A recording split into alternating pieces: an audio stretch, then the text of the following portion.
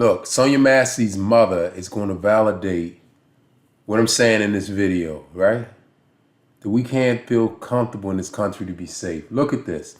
This right here, this article is CBS News by Ann Schechter, dated July 31st, 2024, 6:37 p.m. All right, listen to this.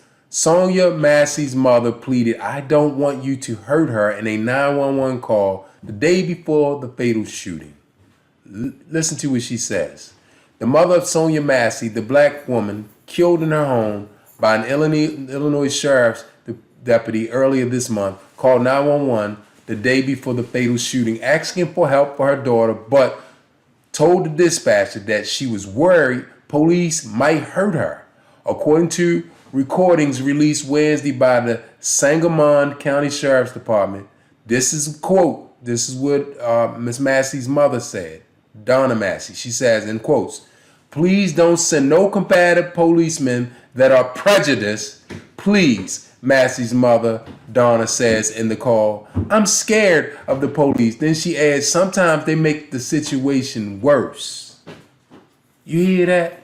This is her mother calling 911, sending the police to help her daughter because she was having a nervous breakdown, or she was having a mental breakdown. It says, listen, Donna Massey called 911 on July 5th around 9 a.m. to say her daughter was having a mental breakdown and needed help. She is not a danger to herself. Listen, she is not a danger to herself. She's not a danger to me, Donna Massey says on the call. She referred to Massey's mental episode as a paranoid schizophrenic. Okay? So basically, doing what a mother would do. She wanted her daughter to get some help, right?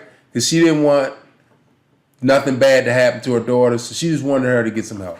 So she sent police that she called 911, basically, eventually, if you have some mental health issues, if the police come on the scene, they can take you with they call emergency petition, right? And so they can, they can do it quicker than a family could do it, because they can immediately say that, you're a danger to yourself, where they can help you or somebody else, so then they can take you in and let you be put into the psych ward of the hospital. Most hospitals have a psych ward where they medicate you and try to get you back up to health and everything. So and they have counselors and everything.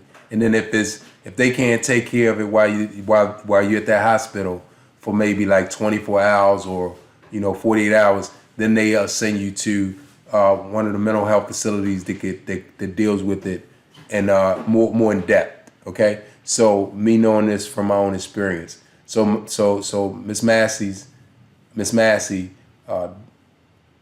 mother Donna, Sonya Massey's mother Donna is making this call to help her daughter. So look, she says this. I want to say it again because I got to put this out here. Please don't send no combative policemen that are prejudiced. Please, Massey's mother Donna says in the call. I'm scared of the police. Then she adds, sometimes they make the situation worse. That paragraph right there is the life of black people in America. That's that right there. This is what black people live with in America. So if you're not black, don't come arguing and saying anything about what we go through and she should have did this and he should have did that and this and that. No, because only we have to be and feel like this woman, Sonya Massey's mother. Most mothers in America feel this way, and fathers, about their children and themselves, right? Because of white supremacy and white privilege, right? And when it comes to law enforcement, because they can do whatever they want. They have the power to make a decision to take your life. So, and with that kind of power in the hands of people that hate you, hey, every day that you make it without something happening, is basically a win. I mean, a win-win. It's not a normal way of living, but unfortunately, African Americans, aka Black people, aka Hebrew Israelites, I call us Hebrew Israelites because we are. This is what we have lived under in this country, all right? And this is what we still live under in this country. So you can call the police for help, but you still gotta be afraid that they're gonna come and it's gonna harm you. And this is exactly what happened to Sonya Massey. Called for help, and it resulted in her funeral. That's just how it is, and this is nothing new. I can recall as a young man, me and two other friends had bottles thrown at us. We were just talking and having a good time standing outside my apartment building. I was a teenager, and there were some white or Caucasian males on the other side of the parking lot near one of their apartment buildings. They started hurling bottles over at us. I mean, they just kept throwing them, and for no reason. We're just over there minding our business, and glass was breaking all around us. So two of my friends with me, they said, let's go. They were ready to go over and deal with them. But I said to them, no, don't do that, because I knew we were going to get in trouble. I said, let's just fight them the way they fight. Let's call the police. So we called the police. So we did do that. We did call the police. They did what I said. You know what the police did? They showed up and they came and talked to us. And we told them what was happening. We had glass all around us. They had no glass all around them because we didn't throw nothing back. They went over and talked to them. And they came back to us and said, get in the house. And we were just like, what we do, whatever. Get in the house before I lock you up. Get in the house. And they made us go in the house while they got to stand out there and enjoy themselves. Okay? This is how it is. And here it is. And I'm a retired police officer. So these are the things that happened to me as a young. I can go on. There's so many things that white privilege has shown me. See, that I'm on the side. I've been in law enforcement, but before I was in law enforcement, I saw it, how it is. So come on now. This thing right here is nothing new. So I'm going to stop on this one right here. But I got more for you, and we're going to go deeper into this. So just fasten your seatbelts. Shalom, shalom. Here we go again. Here we go. Welcome to Mother Africa Be Calling. I'm your brother, Betsulel Yehudi Israel, also known as Eric. Hit that like button. Do me a favor, hit that like button. Let's run these numbers up to help the cause. Not only that, I would like for you to subscribe if you haven't already subscribed. Thank you to all my subscribers, even the new ones. Thank you for coming on board. This channel is about, us as a people having another option than putting up with all the things that we endure here in this land of America or wherever, in all the Western countries where our ancestors were taken in slavery and scattered. So anyway, it's geared for that, but also, we talk about other things. But anyway, let's get down to this case again. This case right here, Sean Grayson. I want to say this just like the title will show you. Sean Grayson's his white privilege equal Sonya Massey's funeral. It is what it is. His white privilege, because of white privilege, it led to her funeral. So, and I'm softening it because I don't want YouTube to say it's harsh words, so I say funeral. We know what happened. She has been subtracted from the land of the living. So now, this topic today is about how white privilege is a disaster for us as a people, black people. Let me show you something right here that should never happen. It would never happen if this guy Sean was not a white person or Caucasian, especially a male. Listen to this.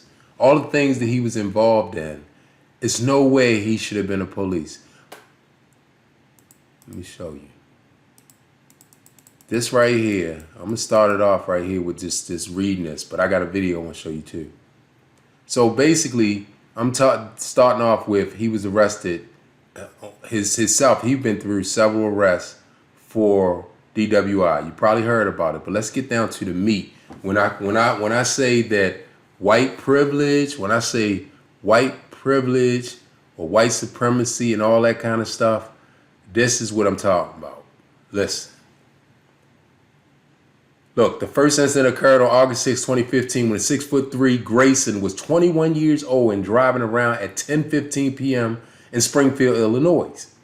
He caught the attention of a Verdon Police Department officer who was driving on the opposite side of Route 4 and saw Grayson's blue 2011 Ford pickup truck traveling with his high beams on while proceeding to strike a curb.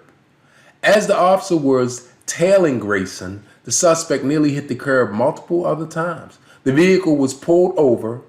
Grayson told the officer that he accidentally turned on his high beams, adding that he had one 12-ounce beer 3 hours earlier.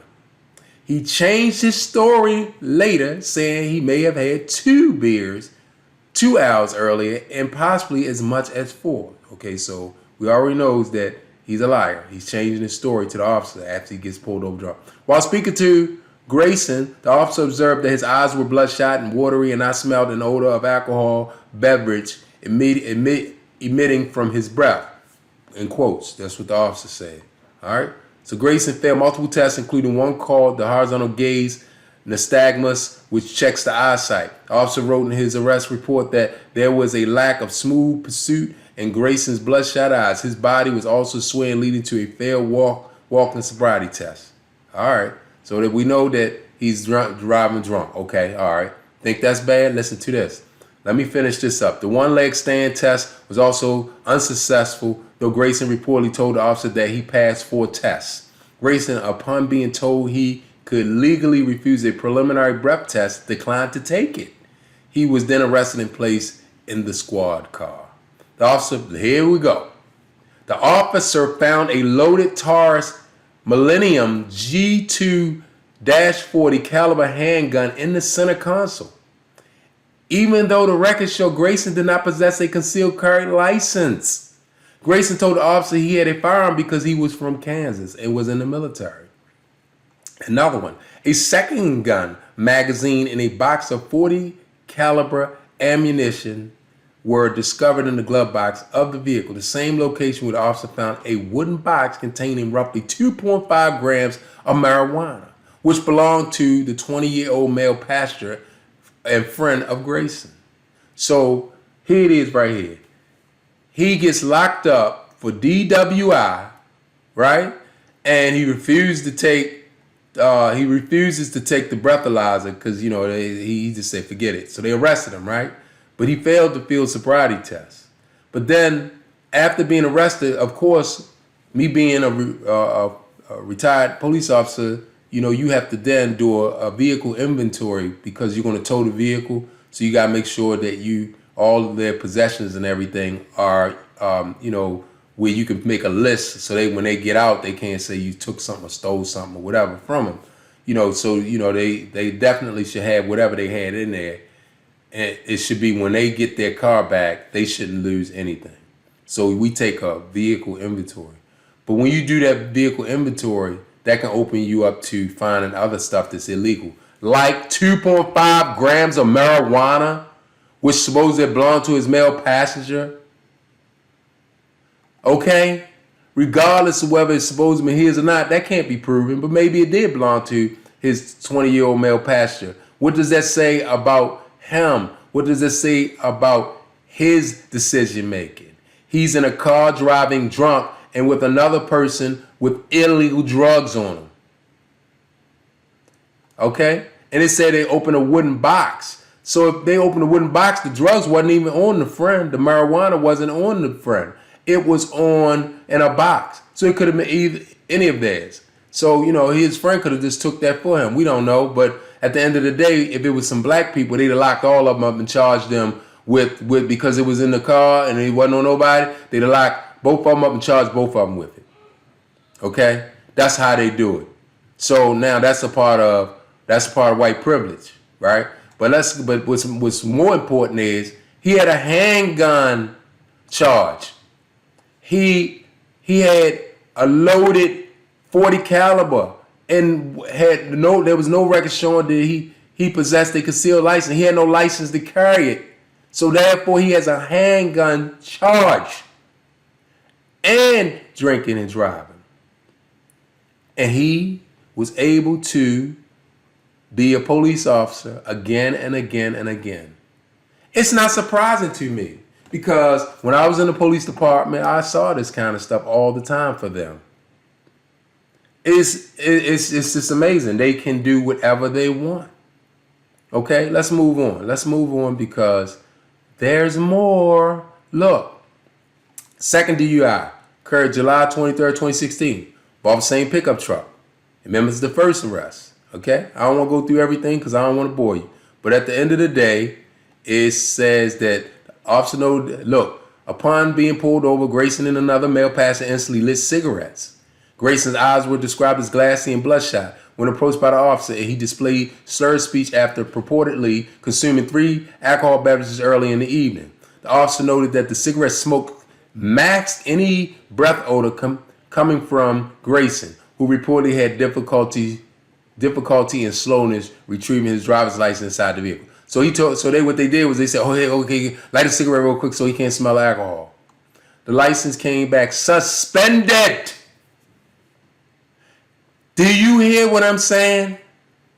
A second DUI. The first one, he had a weapon in the car, not just any weapon, but a 40 caliber gun, and had no license to have a gun on his possession, right? And then the second DWI, and he had marijuana in the car on the first one. And then on the second DWI, right? The second one, it says, was suspended.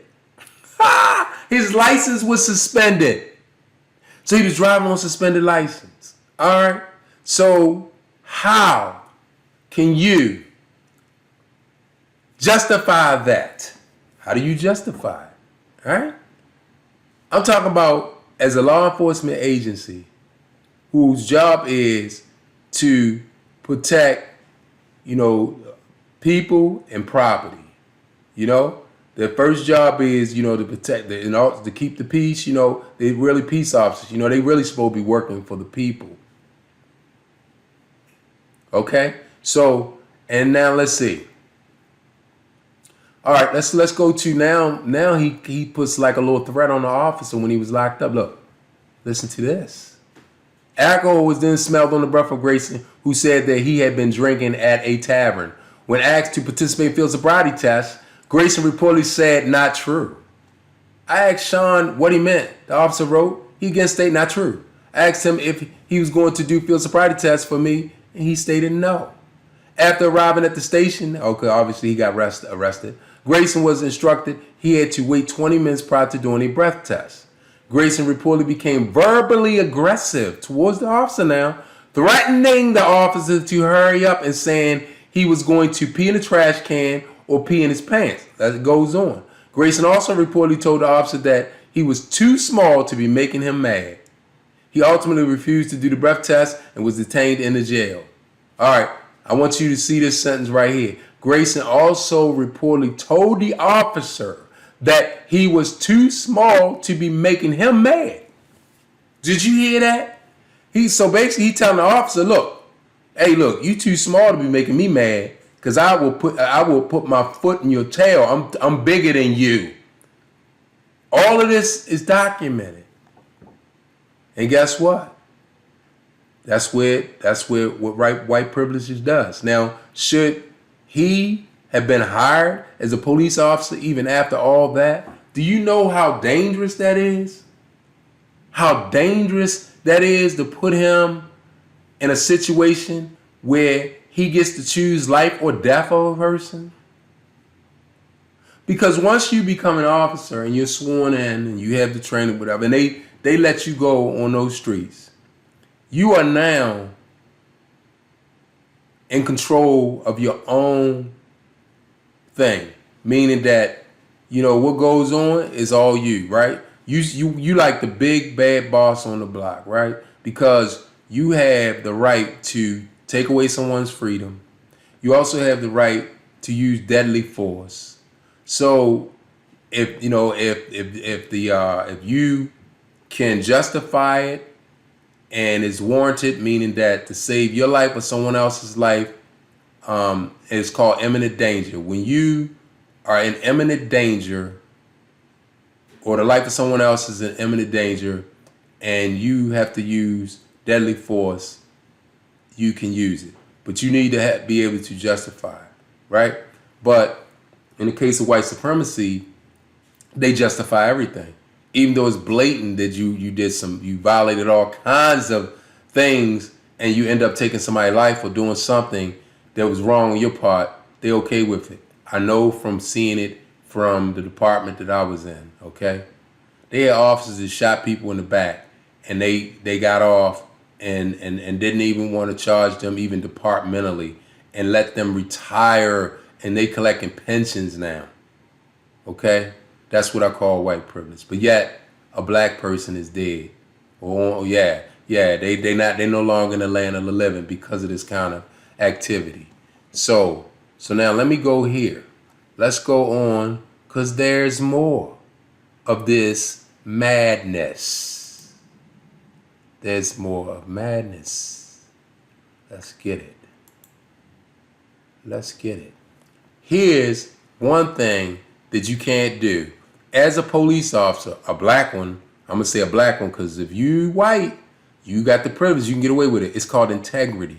If you ever get caught in a lie and it is documented, you are no longer good to be a police officer, because when you're involved in an arrest, any kind of arrest, if the defense attorney of the person you arrested find out or get a hold of your record and prove that you have been shown to lie or be dishonest in any reporting, then they will use that in any court of law, and it will basically taint any case, and they'll be throwing it out. It could be a murder, it could be anything. They're gonna throw it out if you are on that case and you have something to do with it. They'll be like, well, you can't trust what he did. He could be planting evidence, he could be whatever, because it's been shown that he or she is a person that has no integrity.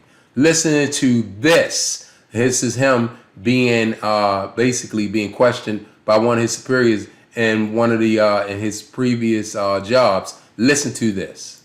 Carson? 7 months on. How are you still employed by us? I don't know. Sean? Do you understand what I am saying? Yes, I do, sir. In November of 2022, then Logan County Deputy Sean Grayson had a meeting with the Chief Deputy, Nate Miller. It was over an incident that started with Grayson wanting to pull over a female who looked, in quote, suspicious.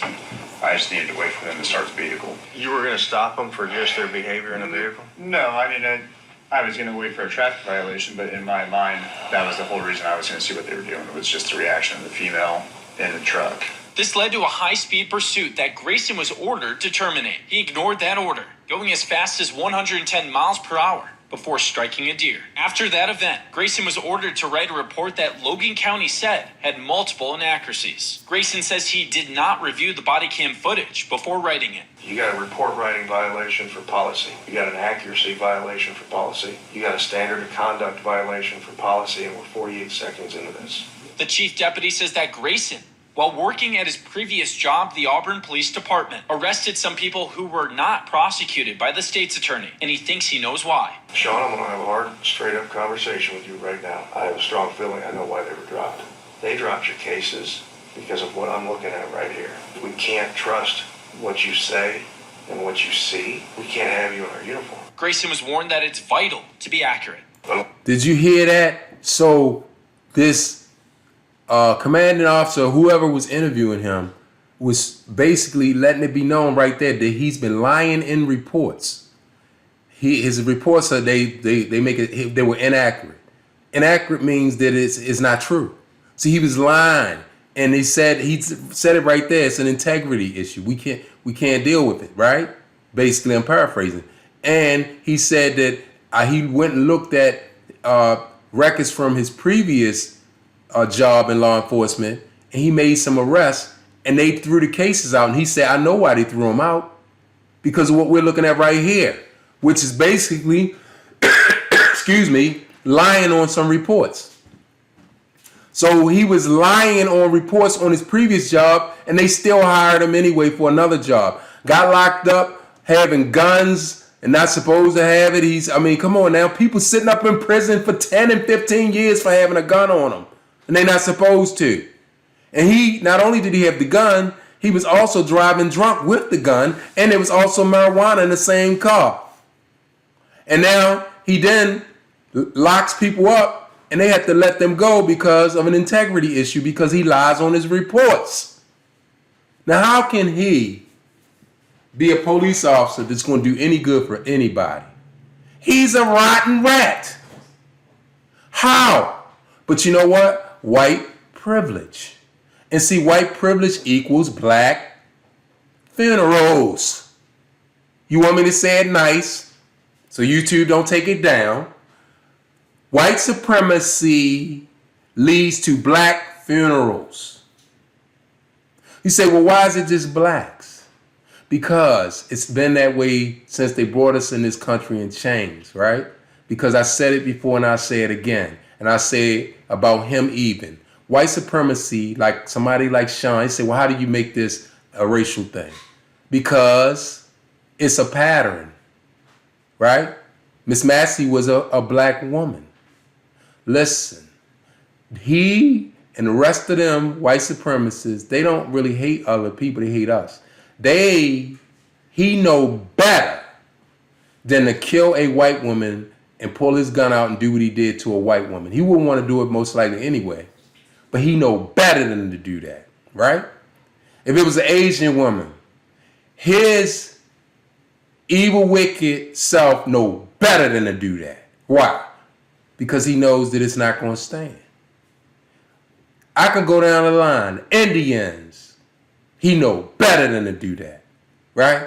But he can do it to blacks because time and time again, the system of white supremacy against us as a people, black people, works in their favor. The wheels of justice come slow for us, right? You got he knows all this, the prosecutors all across the country teaming up, don't want to prosecute officers when they kill black people, right? So he knows all, they know this. You think they don't know this? Okay, let's look at it like this. You could look at everything that happened in this country through history with black people. You think they don't know that? Okay, so look back and let's go through time. Sonya, what is it, Sandra Bland? No problem. This woman taken into police custody, she ended up dead, right? Right? George Floyd on camera, dead, right? Trayvon Martin killed by a person that deputized his own self as a police officer. Trayvon Martin, a child, dead, right? From white supremacy because George Zimmerman was, a white person, really. I mean, he was mixed with Hispanic, but still, I mean, that the white supremacy even works when even as a black person. Let me explain it to you. There are black people that go along with white supremacy and abuse black people, like officers. You got black officers that go along with white people and abuse black people, and they don't get in trouble. Because white supremacy even works in that way. As long as you're doing something to a black person, then it's fine. Even if it's a black person doing it, it's okay. Because you're doing our workforce. There's a lot of times they be behind it. They pushing the black person. They go out in teams on all kinds of these specialized units and these TAC forces and all that stuff, and they be beating black people over the head. The black ones sometimes going along with it because they don't care, because as long as it's not happening to them, they getting a check. But that's white supremacy. Because that black man that's with them or woman that's with them that's carrying on know better than to do that to anybody other than a black person. They know better. So here's the thing. Here's the thing right here. This one right here is nothing new. It's just that it blew up. This was going to happen. As a matter of fact, how many agencies were going to hire him? It was going, listen, the sister the sister who was basically funeralized because of him, right? Miss Massey. She was funeralized because of him. Her fate was already sealed when they hired him. Because it was bound to happen. And as you look closer at the tape, once I saw it slowed down, she left the pot of water that he claimed she was going to throw on him on the stove. She just had 2 mitts on her hands when she ducked out of the sight of his guns that he had aimed at her face when he told her he would shoot her in the effing face. All she had was 2 mitts. She ducked down. He moved in a position where he could still get to her and shot her and was hollering, "Drop the water," but she didn't have any water.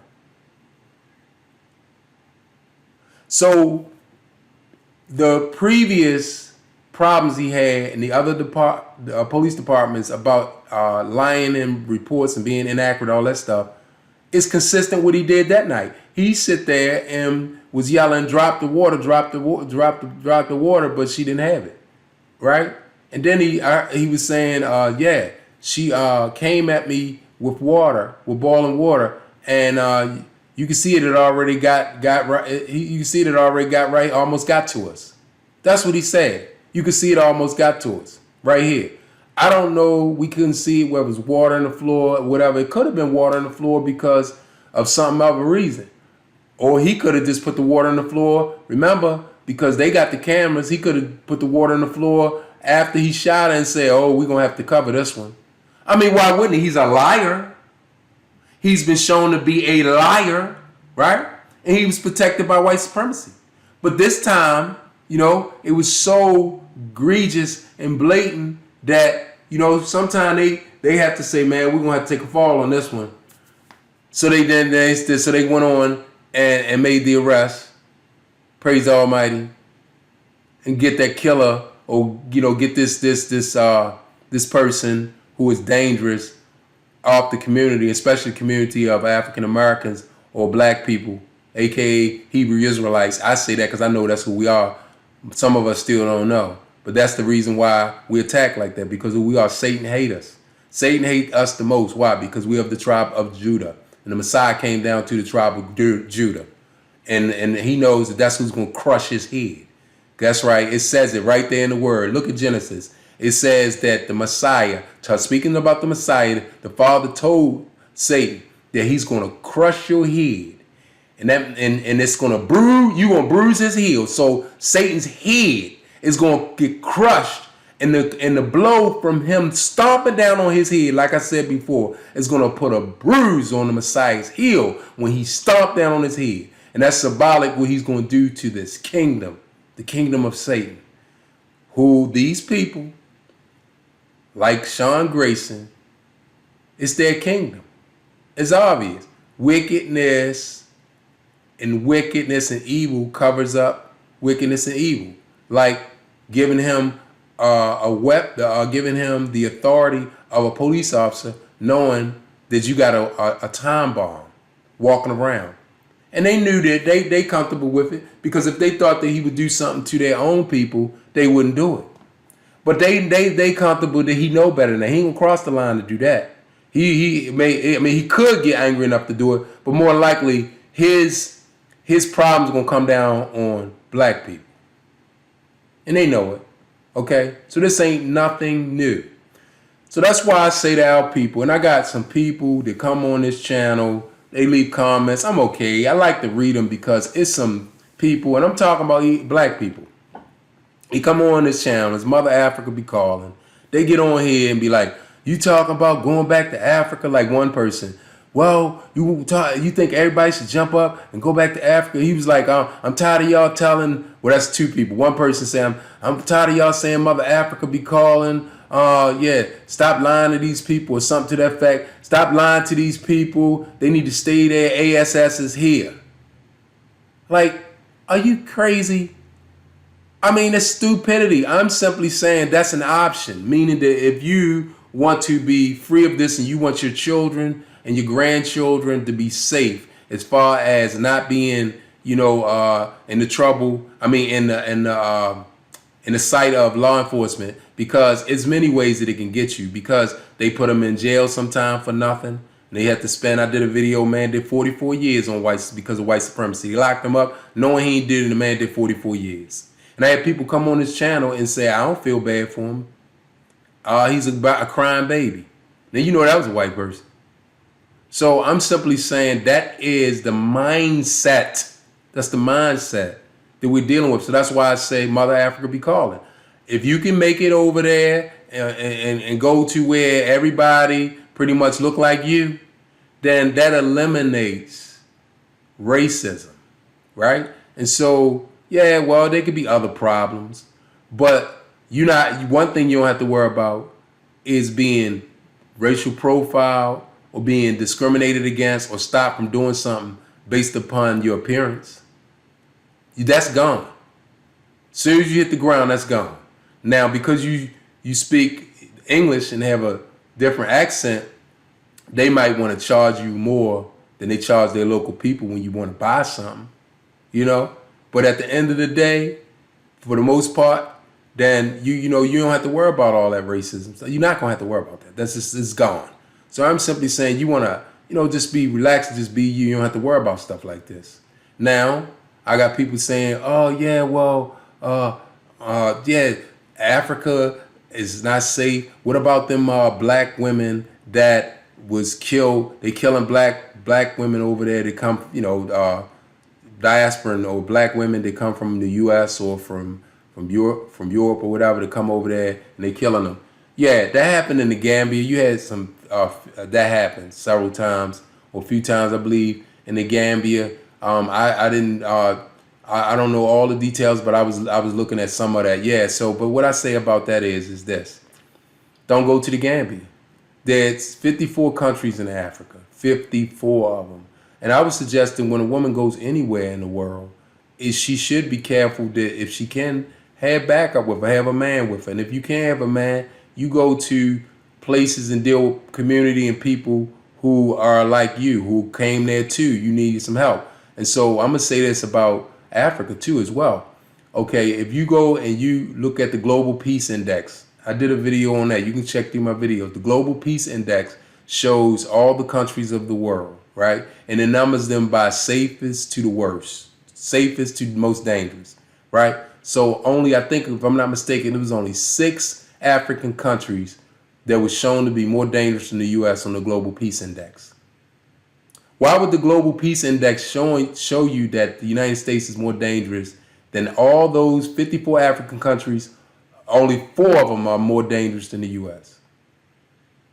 So I'm simply saying, go look at it yourself.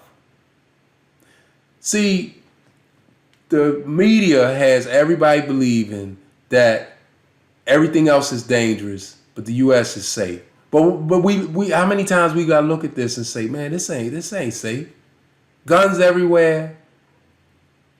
Come on now. So I say, if you got the means and you can do it, and you so desire to do it, the Most High gives you the resources. Hey, don't be afraid. You can live a better quality of life, fresher food. The cost is not going to be as expensive as here. I mean, everything is better. I mean, I'm saying you will have some things that you're going to be used to that you can't have there, but that's anywhere you go. There's going to be some things you have to say, well, I don't, I like certain things that I like to eat. It's not there like that. But I'm saying I can get over that.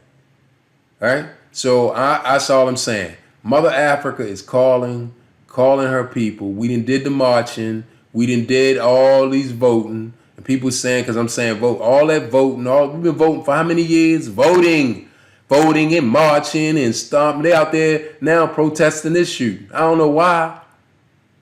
They protesting it. He's already been charged and everything. There's no need protesting it because it's not going to change anything. It is a systematic thing, and it is called racism and white supremacy, right? If you can knock that down, it's not going to change. And they're not going to be able to knock it down because it is the foundation of this country. Think about it. It was built on kidnapping people, us as a people, our ancestors, bringing them here and whipping them to work for free, abusing them, raping, doing everything they could do to them, right?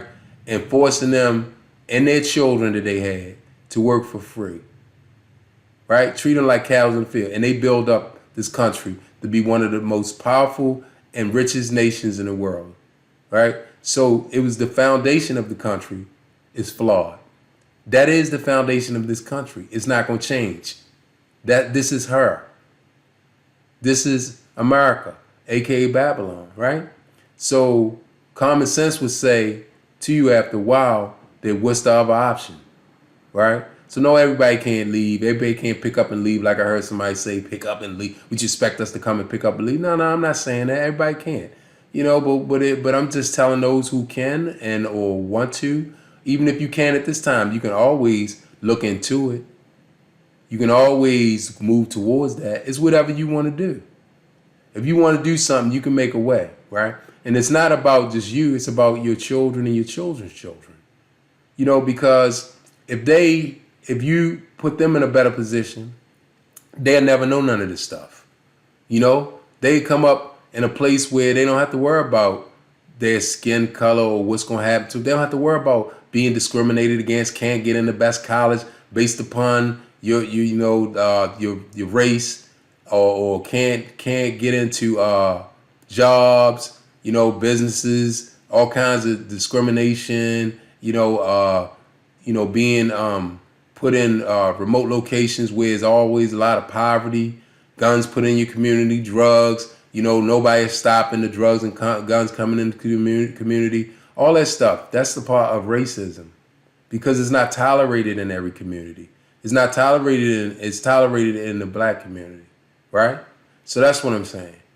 You can go somewhere where that it takes that off the table. The racism. Once you take racism and white supremacy off the table, you can work with the other things. So I'm gonna stop right there. Mother Africa be calling. It's your brother, Bezalel Yehudi Israel, also known as Eric. Hit that like button on your way out. Also, if you haven't hit it, also you subscribe to this channel, and also hit that notification button so therefore when I put something up, you'll get it right away. And I like when you all leave comments, even if you disagree. I'm okay with that. I ain't worried about that, because I'll set you straight. So if you come wrong, and if you got me and I'm wrong, I'll just go ahead and I'll tell you you're right. I can learn too. So I'm a fair person, and that's what it's all about. So Mother Africa calling. It's your brother, Bezalel Yehudi Israel. What if it's not what I'm thinking? It could be much more than that.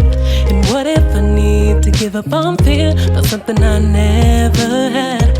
Or maybe I'm just terrified. But they tell me a caterpillar turns into a butterfly.